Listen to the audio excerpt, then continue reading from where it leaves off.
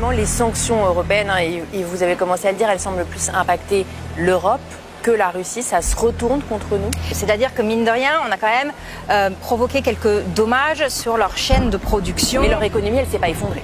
Elle ne s'est pas effondrée, je suis entièrement d'accord. Et la guerre en Ukraine a déclenché beaucoup de choses que nous ne savions peut-être pas dans le passé. Beaucoup aujourd'hui réalisent combien important l'Ukraine et la Russie sont dans le monde.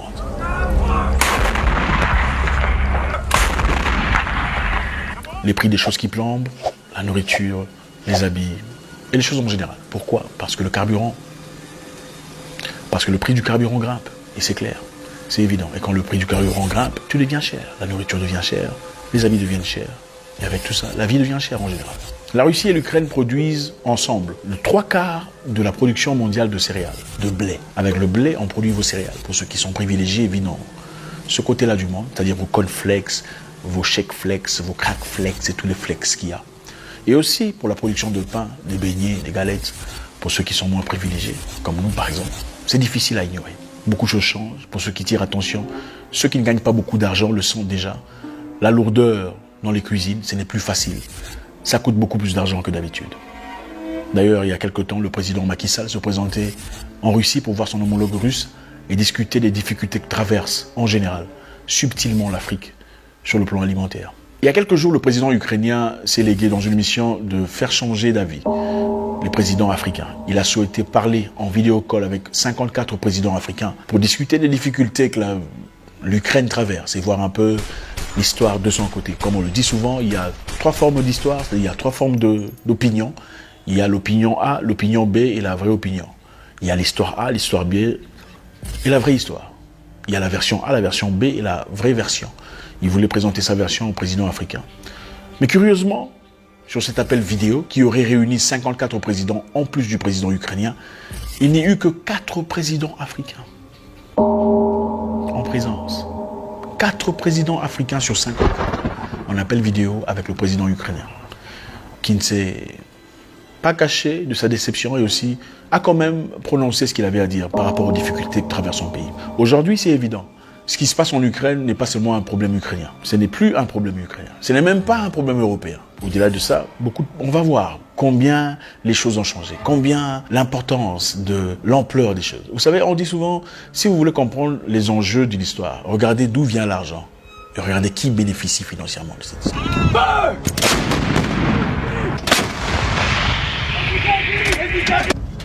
La guerre en Ukraine, autant les Ukrainiens méritent leur liberté, leur authenticité et leur paix, a généré beaucoup d'argent pour beaucoup d'entreprises, principalement entreprises de fabrication d'armes. Vous savez, généralement, on vous dit que ce sont les pays qui envoient des armes. Il n'y a pas très longtemps, le président Biden a déclenché une ouverture de 4 milliards de dollars en armes à l'Ukraine. Ce n'était pas de l'argent, c'était des armes. C'est simplement pour vous dire que ces armes proviennent de quelque part. Mais ce ne sont pas les pays qui fabriquent les armes. La guerre est un business. Ce sont les entreprises qui fabriquent des armes.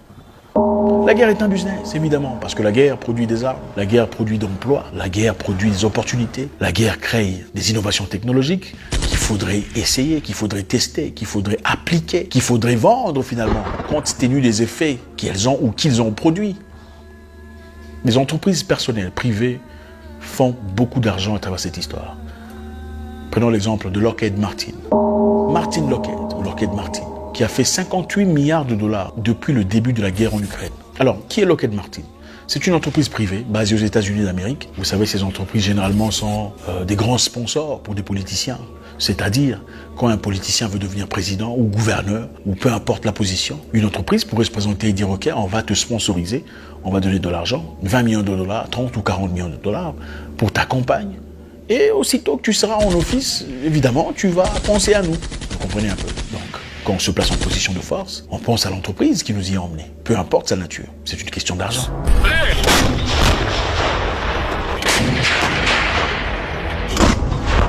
Bon, vous pensez qu'une personne qui produit autant d'argent dans les armes voudrait qu'il y ait la paix? Non, honnêtement. Vous pensez qu'une personne qui produit autant d'argent dans la vente des armes, des missiles, des bombes, des hélicoptères et tout le reste, voudrait qu'il y ait la paix? Qui consommera son produit? Point d'interrogation. Les entreprises aux États-Unis, généralement, ont des parts du marché. C'est-à-dire n'importe qui pourrait acheter des parts aussi dans l'entreprise. Vous achetez des parts, c'est-à-dire aussitôt que l'entreprise grandit ou gagne de l'argent, fait des bénéfices, vous faites aussi des bénéfices. Mais ce qui est curieux, ici, on a 15 personnes dans le Congrès américain qui ont des parts chez Lockheed Martin. 15 personnes dans le Congrès américain, évidemment le Congrès qui décide s'il y aurait la guerre ou pas, ont des parts chez Lockheed Martin, qui a produit jusque-là 58 milliards de dollars en bénéfices depuis le début de la guerre en Ukraine. Les Européens devraient vraiment se poser des questions réelles. Parce qu'en réalité, aujourd'hui, nous faisons face à une Europe qui est sous pression. Les citoyens de chaque jour, séparés à ceux qui ont beaucoup d'argent, subissent la pression des difficultés de la guerre en Ukraine. Ce n'est pas seulement un problème de liberté. Parce qu'évidemment, il y a beaucoup de moyens de résoudre le problème. Quel était l'enjeu de la guerre? Dans les années 90, on a fait une promesse. C'est-à-dire, l'Ouest a fait une promesse de ne pas extendre l'OTAN à un seul centimètre à l'Est. C'est-à-dire, on ne va pas aller à l'Est en un seul centimètre. C'est la promesse qu'on a fait à l'URSS à l'époque. Aujourd'hui, ce n'est pas le cas. Le pays tel que la Pologne et beaucoup d'autres font partie de l'OTAN aujourd'hui. Mais pourtant, ils avaient fait une promesse. Pour ceux qui ne comprennent pas, regardez ma vidéo précédente. Ils ont fait une promesse de ne pas élargir l'OTAN à l'Est, de ne pas aller à côté de la Russie, pour cause de sécurité. C'était leur agrément à l'époque. Mais aujourd'hui, ce n'est pas le cas. Ils ont violé leur propre agrément. Ils ont placé des missiles pas très loin de la Russie, qui évidemment est un danger évident au peuple russe. Curieusement, au lieu de trouver des moyens de résoudre ce problème, on demande à ce qu'on envoie beaucoup plus d'armes en Ukraine pour combattre les Russes. Pourtant, vous ne pensez pas qu'il y a un truc qui cloche là? Il y a des gens qui se battent, il y a la guerre.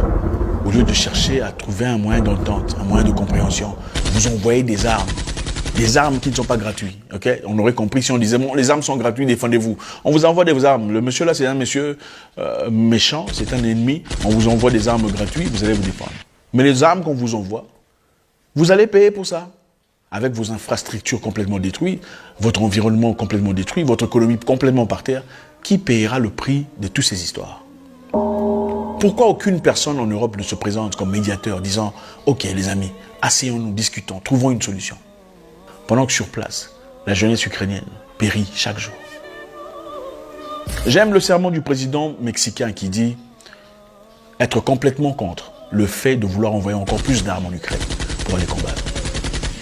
Il pense qu'il y a un moyen alternatif de cesser la guerre.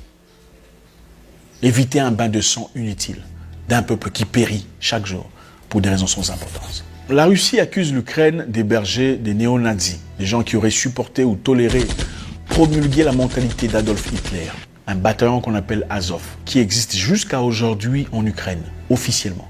Un bataillon nazi. Pendant que l'Ukraine veut sa liberté, en même temps, l'Ukraine a refusé la sortie à tous les hommes âgés de 18 à 60 ans, leur forçant de combattre contre l'ennemi. On veut la liberté, mais on force à tout le monde de 18 à 60 ans de rester dans le pays pour combattre. Est-ce une forme de liberté? Est-ce vraiment ça une communauté de liberté? Quand on impose aux gens de 18 à 60 ans de combattre ou de mourir au nom du pays, est-ce ça la liberté? La liberté de choix. Vous allez combattre contre la Russie, sinon on bloque votre accès à votre compte bancaire. C'est quel genre de choix? Mourir ou avoir accès à son compte bancaire? Je ne sais pas si c'est ça la liberté. S'il y a pour moi des gens qu'il faudrait soutenir, c'est le peuple. Le peuple qui subit sans le vouloir les difficultés de cette guerre. Les peuples qui meurent pour rien, sans raison apparente, sans justification concrète. Les peuples qui perdent leur famille, pendant que beaucoup se font beaucoup d'argent dans des transactions d'armes et de monnaie. Le peuple qui est négligé, asservi, minimisé dans leurs droits les plus élémentaires, pendant que les plus puissants accomplissent leurs désirs personnels. Aucune guerre ne peut se justifier. Mais on pourrait tolérer une guerre pour des raisons nobles, et difficilement une guerre pour des raisons d'argent. Et ce n'est pas pour dire que les Ukrainiens combattent seulement pour l'argent. C'est pour dire qu'autant qu'il y aura des pouvoirs, des puissances, des organisations qui se feront beaucoup d'argent à travers cette guerre en Ukraine, le peuple ukrainien d'abord, ainsi que nous les autres dans le reste du monde, subiront les conséquences, quelles que soient financières, économiques ou vitales, de cette guerre. L'Occident accuse Vladimir Poutine d'être l'auteur des difficultés économiques que le monde est en train de vivre actuellement. Les difficultés alimentaires qui progressivement s'assoient dans le milieu européen et africain. Vladimir Poutine dit les raisons pour lesquelles on vit des difficultés pour l'instant, la montée des prix des pétroles et des denrées alimentaires C'est parce que l'Europe a soumis la Russie sous des sanctions inexplicables, inacceptables. En fait, l'Europe, au départ, voulait jouer un jeu. On voulait bloquer la Russie de sorte à la génuer. Mais malheureusement, d'après Poutine, ce qui se passe actuellement, c'est le contraire. C'est l'Europe qui commence à subir les conséquences. Regardez le rouble, l'argent russe. Le rouble avait pas beaucoup de valeur avant la guerre.